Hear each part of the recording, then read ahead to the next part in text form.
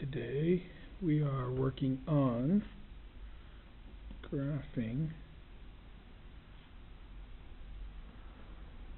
square roots.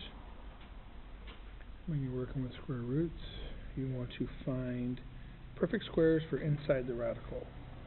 So you want to end up with inside the radical either a 0, 1, 4, or 9.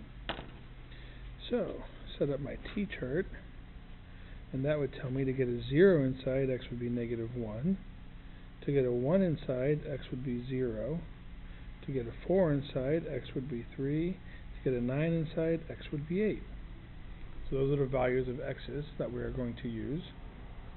We plug these things in. We put -1 in, we get a 2. We put a 0 in, we get a 3. 3 in, we get a 4. And 8 in, we get 5.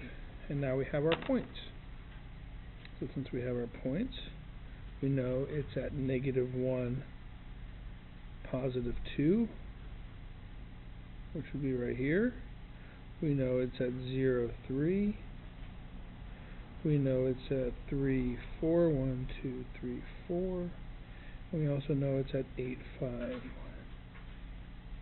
6, 7, 8, 1, 3, 4, 5. And there's our graph. Looks just like that, using those 4 points. We'd also have to talk about our domain and range. Domain is what our x values can be, and range are the values that we get out. By looking at the graph using this starting point, we can see that we use -1 and then every value to the right. So this would be x is greater than or equal to -1. Looking at the range, we see that we use the value of 2 and it goes up. So this would be y is greater than or equal to 2. And that's how you graph absolute value, both being positive.